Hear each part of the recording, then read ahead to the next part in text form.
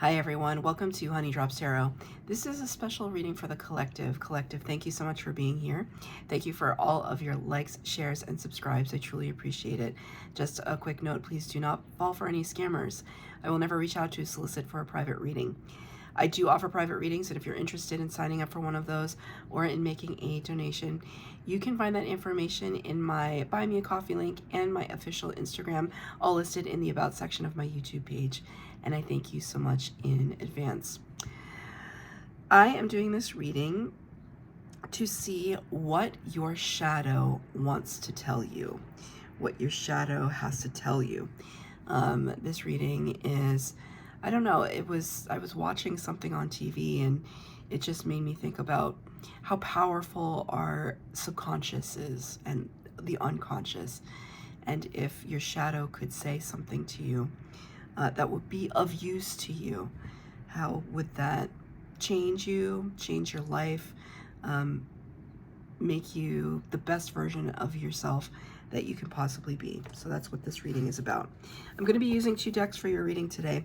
The first one for the overall energy is going to come from the Wild Unknown Alchemy deck. And at the end, I'll read from the book. And the tarot will be with Todd Alcott's Sci-Fi Tarot, which I love so much. So any chance that I can use it, I will use it. But it has a dark, shadowy slant to it. So this is for the collective. What your shadow wants to tell you. What your shadow wants to tell you. One card, please, for the collective. Well, it's amazing because the card that popped out for you, number 3, which corresponds to the Empress card of the Major Arcana, that's Libra and Taurus energy. And the Empress is my favorite card in any tarot deck because she has the power of all 4 queens of the tarot. She's the master attractor. So the Empress is basically somebody that represents confidence, high vibration, somebody who puts something out into the world in terms of their energy and receives it back. It attracts things towards themselves. And the card that you got is Mercury. It's almost like in my little pinky, I have more power than I even know what to deal with, what to do with. And of course, Mercury is the planet of communication. So you might want to look at where your, what is in your Mercury. I think I'm pretty sure I'm a Mercury in Cancer. I have to double check that one though. But that's kind of how you show up in the world and communicate, right? Your style of communication. And it's interesting because this is all about what your shadow wants to tell you. And I think right off the bat, they want to remind you of your personal power. However, Spirit just said, however, that sometimes we can be so powerful in our energy that it works against us.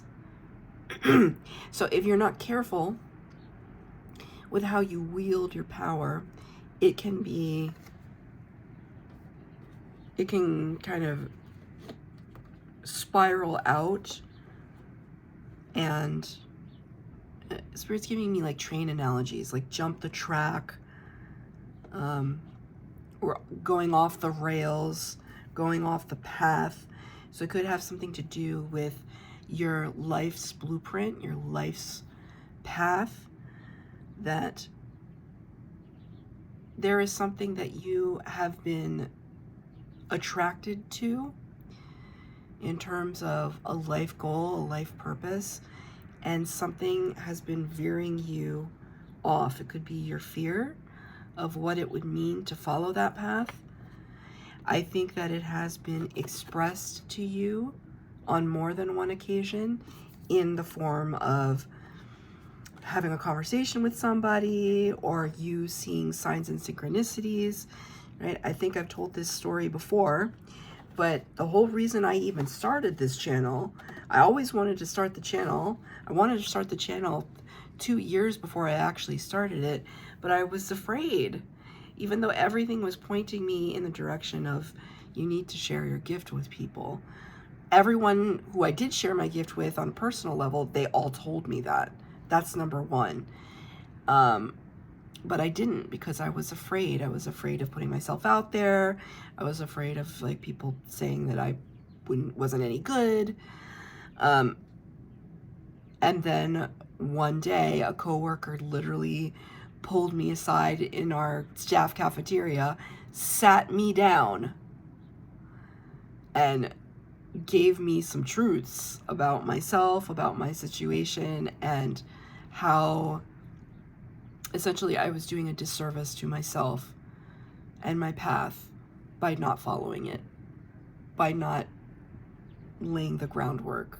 I mean, I had laid the groundwork. It was more about just then building upon that groundwork, right? And so that's kind of Spirit's giving me that story specifically because they want to share that with you, that there's so much power. I don't even think you realize how much power you have. It's almost like once you get going, it's gonna like take off like gangbusters. Like it's gonna, the growth will be exponential. Spirit's showing me like a chart. The growth in you will be exponential. But it's almost like you're in the shadow here.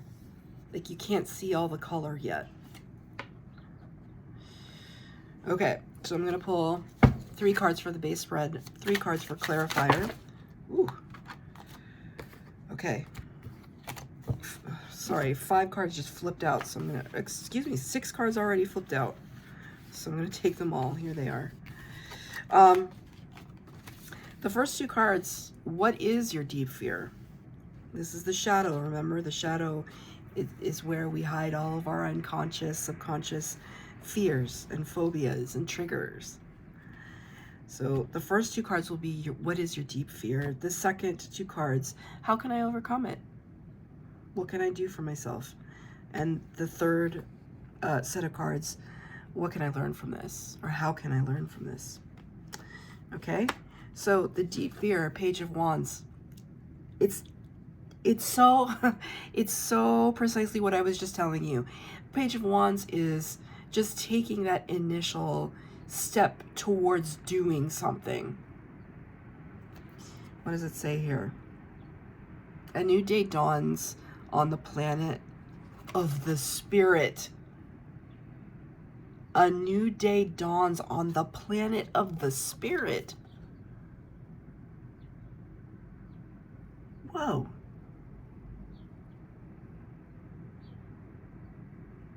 As Spirit just said, all dressed up and nowhere to go.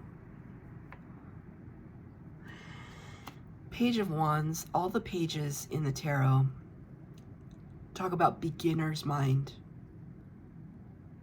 circumstances, like asking questions, taking first steps, opening doors just a crack. Not being afraid though. Not being afraid to look silly or inexperienced. The pages don't concern themselves with those kinds of fears. They step anyway. They ask anyway. They don't care how they look or how it makes them look. Because we all, just like think about the first time that you were new at something. You had to begin at the beginning. Begin at the beginning. You had to start somewhere. And you could have made a ton of mistakes while you were starting. To the point where maybe people were even doubting you, right? Not that it matters what they think, but there could be times when you started something new and people were like, I don't know if this is going to result in anything, but you did it anyway. You succeeded. You persevered.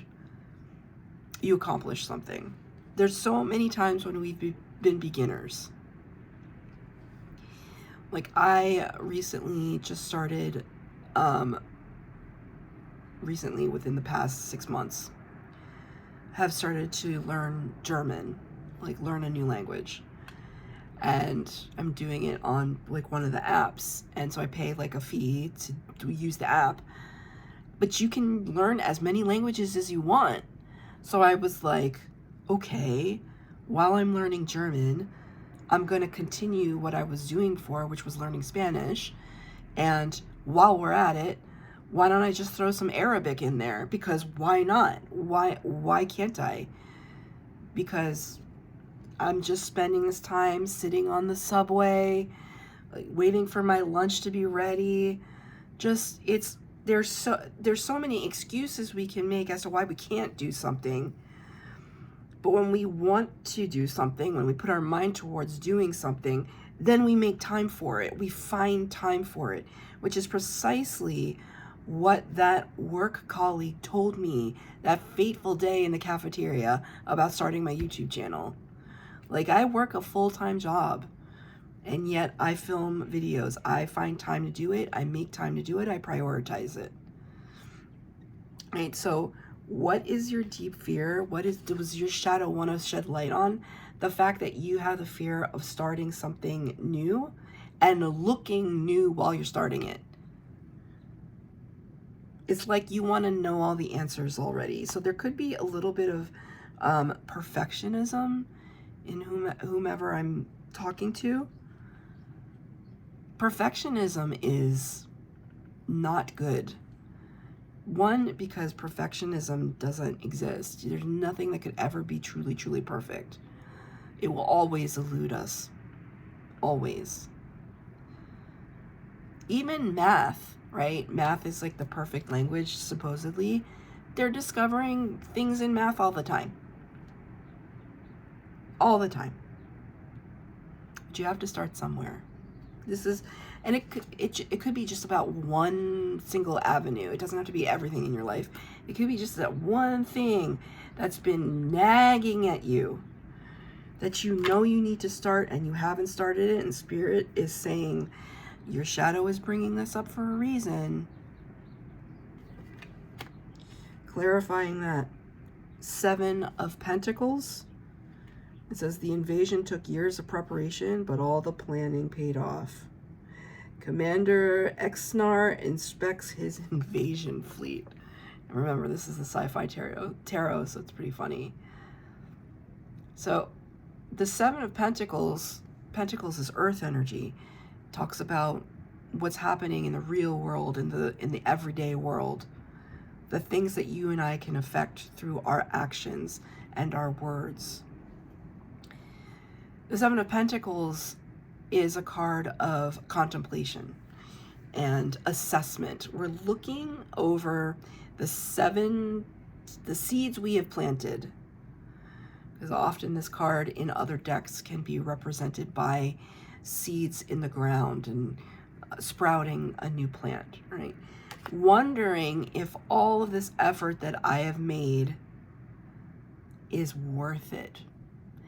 Because it's almost like we're at this point where it's like, well, I've already invested so much that if I were to just nix everything, it would feel like a waste. At the same time, it's not really yielding what I thought it was going to yield, and I'm feeling discouraged, and I don't want to try anything new, and so maybe I should just stop.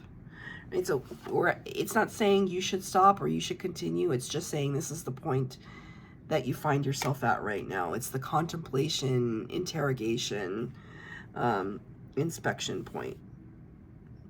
So this is what's going on in your shadow.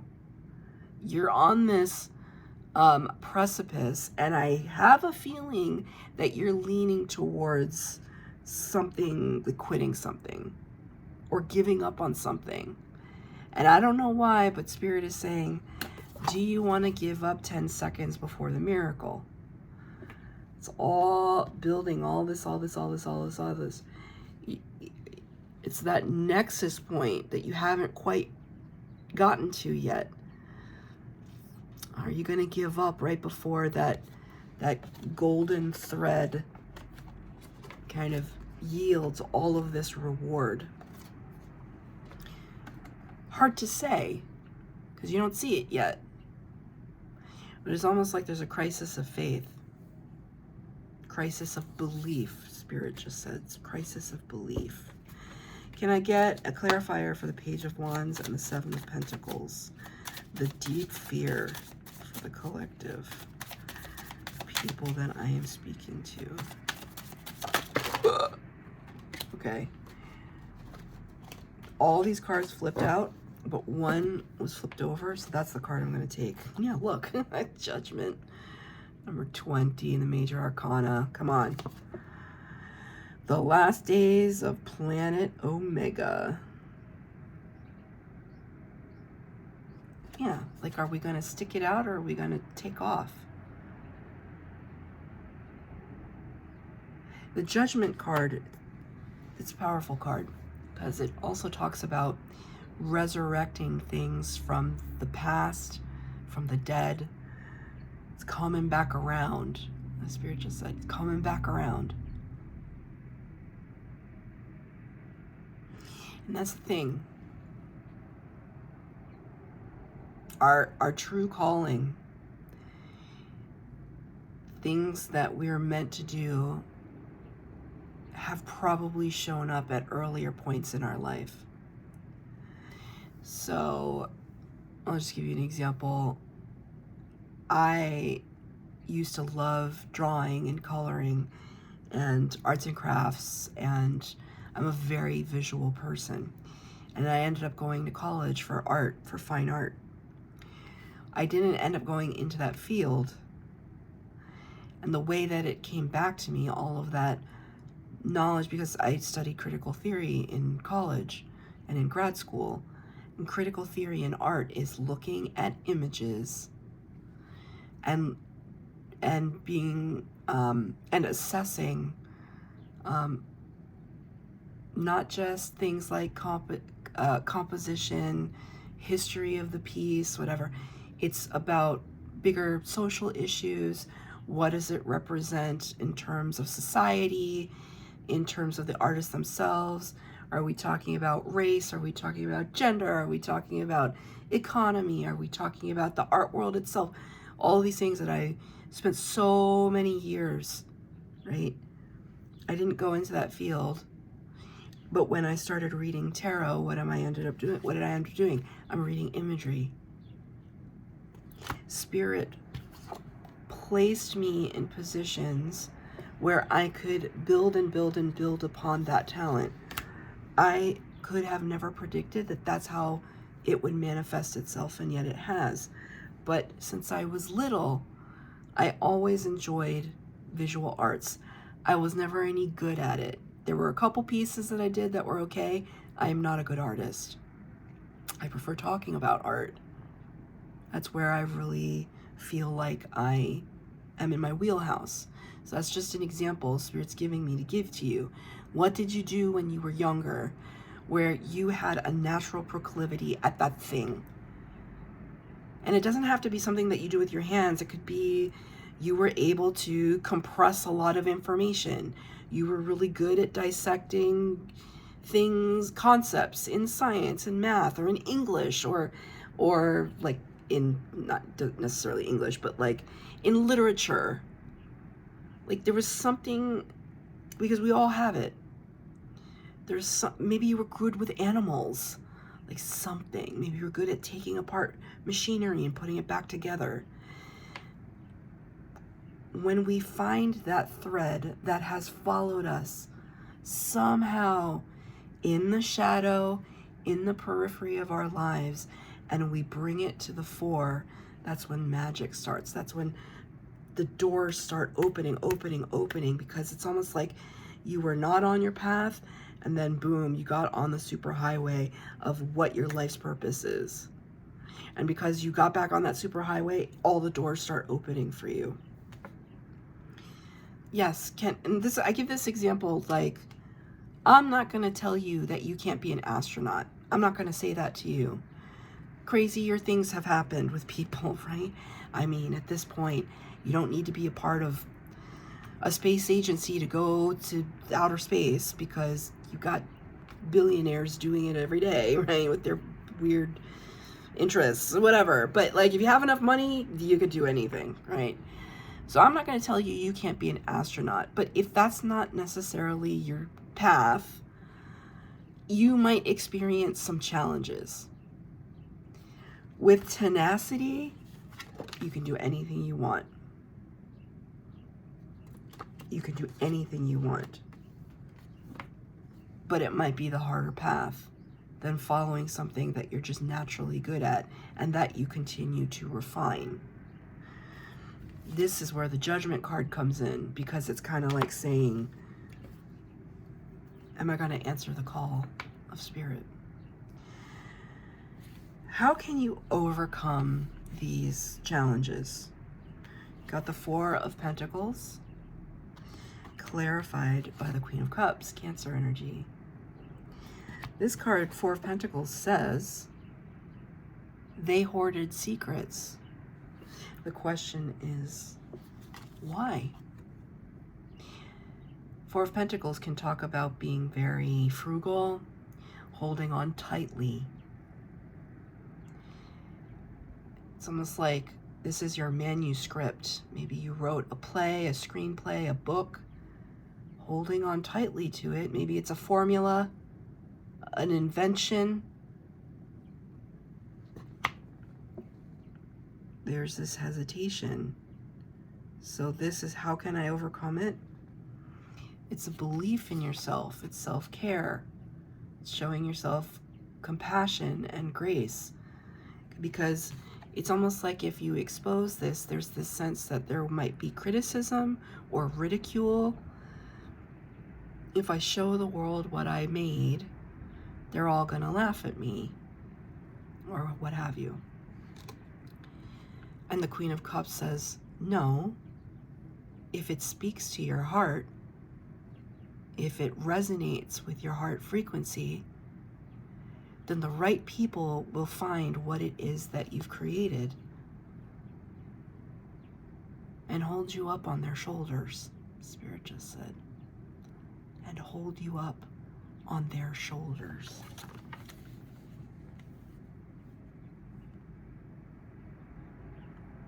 She holds life in the palm of her hand.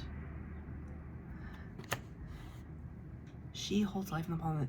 So that immediately makes me think of Reiki, because I'm a Reiki practitioner as well. And it's just like when we give energy, we use our hands a lot of the time. But there's something within your grasp. She holds life in the palm of her hand. There's something within your grasp. It's metaphorical. It's right there for you in the palm of your hand. Thank you, Spirit. It's like unfurling, like releasing what is there. That's how you can overcome it. It's almost like you're holding yourself to the highest standard, higher than anybody could ever set for you. And there's a part of you that feels like you'll disappoint yourself if whatever you've written down, creative, thought of, whatever, if it doesn't pan out the way that you thought, you're going to disappoint yourself. I mean, again, that's up to you, but these are just the messages that I'm channeling for you right now. How can I learn from this? It's amazing. The Ten of Pentacles. Trapped between two realities. Can she keep her balance, right? The reality of the past, where I don't start something because I'm afraid, and the reality of the future, the potential reality of the future, which is Ten of Pentacles. Oh, excuse me, Two of Pentacles. It's the Two of Pentacles. But I said 10. The Two of Pentacles is wavering back and forth between poles. But the Ten of Pentacles is everything in your highest good, for your highest good. That's what we're talking about here, because I didn't slip. That was purposeful on the part of Spirit, not on the part of me. That's it. It's a matter of extremes. Like, you're either going to stay in this gray, monotone world Thank you, Spirit. If you don't take that initial step, that spark, but if you do decide to take that initial step, it's going to release so much power, more than you ever could have imagined. Do you know why? Because clarifying the Two of Pentacles, of how can you learn from this, you got number 19, the Sun. The Sun, the best card in tarot. Illumination, clarity, divine purpose, abundance, life-giving energy. It doesn't get any better than the Sun. It's not just things shining down upon you like a spotlight, but it's light radiating from you like a beacon.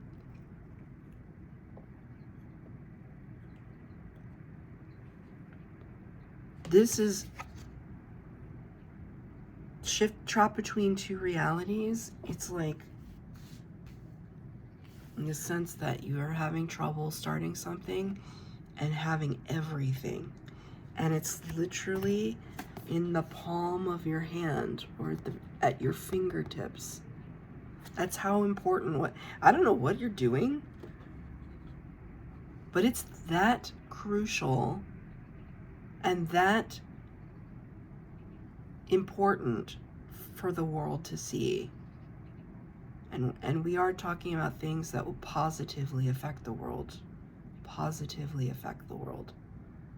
For the betterment of your own life and for others. Right? When you set upon a path to better the world, to give back to the world, ooh, Spirit just graces you and blesses you and favors you. That is truth. I've seen it happen to myself, to so many people. And I want that to be you. I want that for you. I'm going to read from the book, number 3,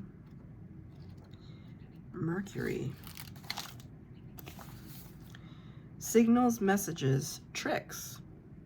In the realm of Mercury, anything is possible. Like energy, or excuse me, the energy is transfixing and seductive, just like the metal itself.